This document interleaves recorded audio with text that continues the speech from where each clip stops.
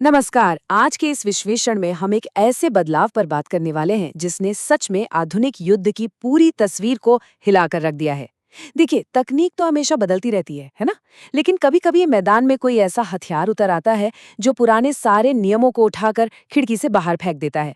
और हाल ही में बिल्कुल ऐसा ही हुआ है। एक नई तकनीक सामने आई है जिसने दुनिया भर के रक्षा विशेषज्ञों की रातों की नींद उड़ा दी है। क्योंकि यह सिर्फ एक नया हथियार नहीं है, बल्कि यह युद्ध लड़ने के तरीके, रणनीतियों और यहाँ तक कि इसके पूरे अर्थशास्त्र को जड़ से बदल रहा है। जरा सोचिए, क्या होगा जब एक साधारण सस्ते ड्रोन और करोड़ों रुपए की एक क्रूज मिसाइल के बीच की वो जो एक लकीर होती है ना, वो बिल्कुल ही मिट जाए। दशकों से मिलिट्री एविएशन में एक बहुत ही साफ बंटवारा था। एक तरफ हमारे पास धीमे और सस्ते ड्रोन होते थे और दूसरी तरफ होती थी बेहद तेज, सटीक लेकिन बहुत ही महंगी क्रूज मिसाइलें।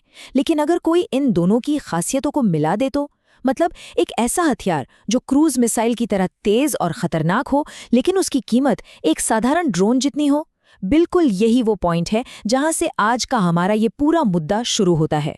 इस तकनीकी छलांग को समझने के लिए बस इस तुलना को देखते हैं। हमारे पास पुराना जिरान 2 है।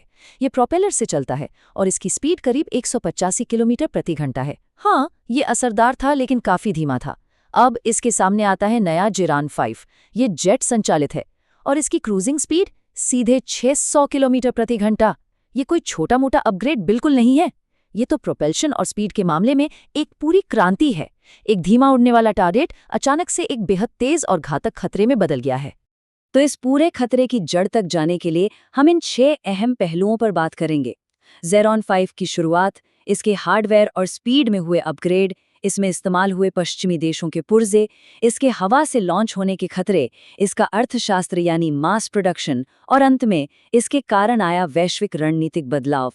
चलिए सीधे पहले हिस्से पर आते हैं, ज़ेरान 5 का आना, जिसने कामिकाज़े ड्रोन की पूरी परिभाषा ही बदल कर रखती है।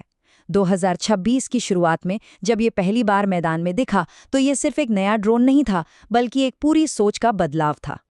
अब इसमें सबसे दिलचस्प बात पता है क्या है? इसका आकार। पुराने ज़ेरान ड्रोन जैसे ज़ेरान 2 अपने त्रिकोणीय या डेल्टा विंग डिज़ाइन के लिए काफ़ी मशहूर थे, लेकिन ज़ेरान 5 ने उस डिज़ाइन को पूरी तरह से किनारे कर दिया है। इसकी जगह इसने एक ट्यूब्यूलर यानी एक लंबी ट्यूब जैसी बनावट अपना ली है, जिसमें सीधे पंख लगे हैं। देखकर लगता है कि ये डिज़ाइन ईरानी कर्रार ड्रोन से काफ़ी प्रेरित है, लेकिन यहाँ कैच ये है कि ये नया एरोडायनामिक प्रोफाइल हूबहू एक छोटी क्रूज मिसाइल जैसा दिखता है। और इसका सीधा असर ये होता है कि रडार के लिए इसे किसी असली मिसाइल से अलग कर पाना बहुत ही मुश्किल हो जाता है। नतीजा, बचाव करने वाले एयर डिफेंस सिस्टम्स का बहुत ही कीमती समय बर्बाद होता है। अब बढ़ते हैं दूसरे हिस्से की तरफ, हार्डवेयर और गति में अपग्रेड यानी जेट पावर की ओर एक बहुत बड़ी छलांग। सिर्फ इसका बाहरी आकार ही नहीं बदला है, बल्कि इसके अंदर की पूरी मशीनरी बदल चुकी है। 850 किलोग्राम ये ज़ेरान 5 का अधिकतम टेक ऑफ वजन है। ये कोई ऐसा वैसा छोटा ड्रोन नहीं है जिसे बस हाथ से उड़ा दिया जाए। लगभग 6.5 मीटर की लंबाई है इसकी, यानी आकार और वजन के मामले में ये पूरी तरह से एक हल्के विमान या किसी छोटी मिसाइल की कैटेगरी में फिट बैठता है। और ये नंबर देखिए, 90 किलोग्राम। ये इसके वॉरहेड का वजन है जो इसकी विनाशकारी क्षमता को दिखाता है। अगर हम शुरुआती शहीद 136 या ज़ेरान 2 मॉडल से तुलना करें तो ये पेलोड सीधा 2 गुना है। इसका सीधा सा मतलब है कि जब ये अपने लक्ष्य से टकराता है तो जो तबाही मचती है वो पहले के मुकाबले कई ज्यादा बड़ी और घातक होती है। 950 किलोमीटर्स ये इसकी उड़ान सीमा यानी रेंज है। ये एक और ऐसा आंकड़ा है जो हैरान कर देता है। इतनी लंबी रेंज का मतलब है कि इसे फ्रंट लाइन से बहुत दूर बिल्कुल सुरक्षित ठिकानों से आसानी से लॉन्च किया जा सकता है। ये दुश्मन के इलाके में बहुत गहराई तक घुसकर उनके महत्वपूर्ण ठिकानों पर हमला करने की पूरी काबिलियत रखता है।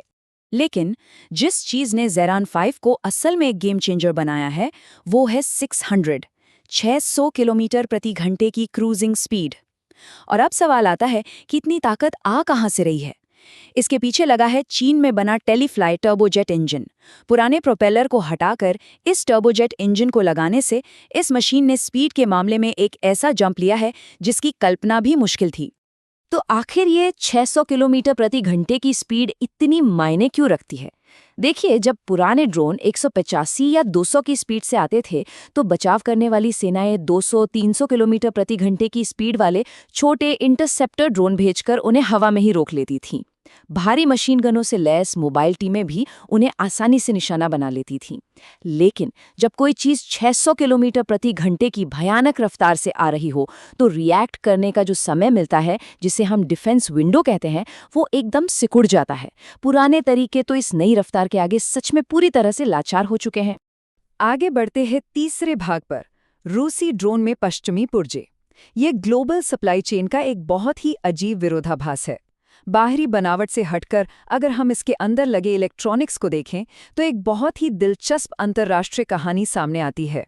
जरा इस डेटा पर गौर करते हैं। ये एक ऐसा हथियार है जिसे पश्चिमी देशों की रक्षा प्रणालियों को चकमा देने के लिए बनाया गया है ना? लेकिन सबसे बड़ी विडंबना देखिए, इसे बनाने के लिए उन्हीं पश्चिमी देशों के पुर्जों का खुलकर इस्तेमाल हो रहा है। इसके अंदर अमेरिका की टेक्सास इंस्ट्रूमेंट्स के एम्पलीफायर्स और जर्मनी की इन्फिनियन के ट्रांजिस्टर्स मिले हैं। इसके साथ ही इंजन और कम्युनिकेशन के लिए चीनी पुर्जों का इस्तेमाल किया गया है। ये साफ दिखाता है कि आज की ग्लोबल सप्लाई चेन में कड़े प्रतिबंधों के बावजूद तकनीक का फ्लो कैसे न कैसे अपना रास्ता निकाल ही लेता है। अब समझते हैं कि ये इलेक्ट्रॉनिक्स काम कैसे करते हैं। तकनीकी रूप से ये बहुत ही कमाल का कॉम्बिनेशन है। इसमें कोमेटा M12 नाम का एक ऐसा नेविगेशन सिस्टम लगा है जो एंटी जैमिंग का काम करता है, और इसके साथ जुड़ा है ट्रैकर V3, जो एक बेहद सस्ते रास्पबेरी पाई कंप्यूटर और हमारे रोजमर्रा वाले साधारण 3G/LTE मोबाइल नेटवर्क मॉडेम पर चलता है। ये पूरा सेटअप ये सुनिश्चित करता है कि भारी इलेक्ट्रॉनिक वॉरफेयर या GPS जैमिंग वाले माहौल में भी ये ड्रोन अपना रास्ता ना भटके और इसे उड़ाने वालों के साथ इसका संपर्क लगातार बना रहे। सच में ये जुगाड़ और हाईटेक इंजीनियरिंग का एक बहुत ही शानदार उदाहरण है। अब आते हैं चौथे पहलू पर, हवाई लॉन्च और मिसाइल खतरे। क्योंकि अब सिर्फ तकनीक नहीं बदल रही है, बल्कि इन हथियारों को इस्तेमाल करने की रणनीतियां भी बहुत तेजी से बदल रही हैं। पहले इन ड्रोन्स को सिर्फ जमीन से लॉन्च किया जाता था, लेकिन अब जो नया तरीका सामने आ रहा है वो कुछ ऐसा है। ज़िरान 5 को सीधे Su-25 लड़ाकू विमानों के नीचे लगा दिया जाता है। फिर विमान हवा में उड़ान भरता है और लक्ष्य के काफी करीब पहुंचकर इस ड्रोन को रिलीज कर देता है। इससे होता क्या है? ड्रोन का बहुत सारा अपना ईंधन बच जाता है और उसकी रेंज और भी ज्यादा बढ़ जाती है। और सबसे खतरनाक बात, क्योंकि इसे हवा में किसी भी पॉइंट से लॉन्च किया जा सकता है, ये किसी भी अनएक्सपेक्टेड एंगल से हमला कर सकता है। जमीनी रडार और एयर डिफेंस सिस्टम्स के लिए इसे ट्रैक कर पाना लगभग नामुमकिन सा हो जाता है। और अब जो बात सामने आ रही है, वो शायद इस पूरे डेवलपमेंट का सबसे ज्यादा चौंकाने वाला हिस्सा है। ज़िरान 5 अब सिर्फ जमीनी लक्ष्यों से टकराने तक सीमित नहीं है। इससे R-73 जैसी हवा से हवा में मार करने वाली मिसाइलों से लैस करने पर काम चल रहा है। जरा सोचिए इसका मतलब क्या है। जो ड्रोन कल तक सिर्फ एक शिकार था, जिसे इंटरसेप्ट करने वाले हेलीकॉप्टर्स आसानी से मार गिराते थे, वो अब पलटकर उन्हीं हेलीकॉप्टरों का शिकार कर सकता है। मतलब जमीन पर हमला करने के साथ साथ खुद को हवा में बचाने की ये जो दोहरी क्षमता है, ये इसे एक बिल्कुल ही अलग लेवल का खतरा बना देती है। चलिए अब 5वें भाग पर नजर डालते हैं, मास प्रोडक्शन का अर्थशास्त्र। अब तक हमने मैदानी जंग की बात की, लेकिन अब जरा इस पूरी चीज के पीछे के पैसे और गणित को समझना बहुत जरूरी है। यहाँ स्क्रीन पर जो आर्थिक अंतर है ना, वो एकदम साफ है और बहुत बड़ा है।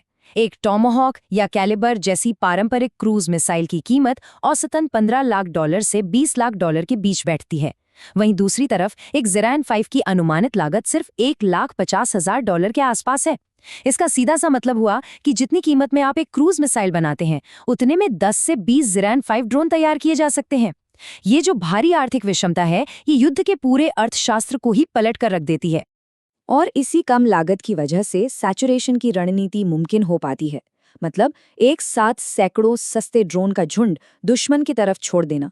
अब बचाव करने वाली सेना फंस जाती है, क्योंकि इन सस्ते ड्रोन्स को हवा में गिराने के लिए उन्हें अपनी करोड़ों रुपए की महंगी इंटरसेप्टर मिसाइलें खर्च करनी पड़ती हैं।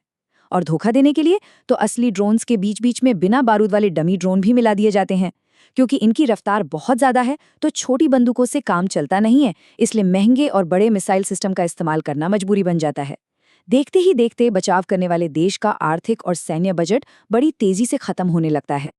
अब हम अपने आखिरी और छठे हिस्से पर आते हैं, एक वैश्विक रणनीतिक बदलाव। इन सब बातों को अगर हम एक बड़ी तस्वीर में रखकर देखें तो हम एयर सुपेरियॉरिटी की पूरी परिभाषा को बदलते हुए देख रहे हैं। जर्मन अखबार फ्रैंकफर्टर रुंडशाउ का ये विश्लेषण एकदम सटीक बैठता है। आपको याद होगा, द्वितीय विश्व युद्ध में सोवियत संघ का T-34 टैंक शायद तकनीकी रूप से दुनिया का सबसे एडवांस टैंक नहीं था, लेकिन ये पर्याप्त रूप से अच्छा था, सस्ता था और इसे हजारों की संख्या में बनाया जा सकता था। ज़िरान 5 भी बिल्कुल वैसा ही है। ये पर्याप्त तकनीक को डेमोक्रेटाइज कर रहा है। अब लंबी दूरी तक अचूक हमले करने की ताकत सिर्फ गिनी चुनी महाशक्तियों की बपौती नहीं रही। कोई भी देश जो इसका बड़े पैमाने पर प्रोडक्शन कर सकता है, वो पूरे युद्ध का रुख मोड़ सकता है। इस एक चीज ने नाटो और दुनिया भर की सेनाओं को अपनी सालों पुरानी रणनीतियों को फिर से सोचने पर मजबूर कर दिया है। और इसी के साथ हम इस विश्लेषण के अंत में एक बहुत ही गंभीर सवाल पर आकर रुकते हैं। जरा सोचेगा, जब युद्ध के मैदान पर करोड़ों के रुपए की मिसाइलों का सामना चंद हजार डॉलर के झुंड में उड़ने वाले ड्रोन से होगा, तो वैश्विक सुरक्षा का भविष्य क्या होगा? सेनाएं इस नए अर्थशास्त्र और इतनी तेज गति वाली तकनीक के सामने खुद को कैसे ढालेंगी? ये एक ऐसा सवाल है जिसका जवाब ही आने वाले दशकों में दुनिया भर की सुरक्षा की दिशा तय करने वाला है। आज के इस विश्लेषण में हमारे साथ जुड़ने के लिए आपका बहुत बहुत धन्यवाद।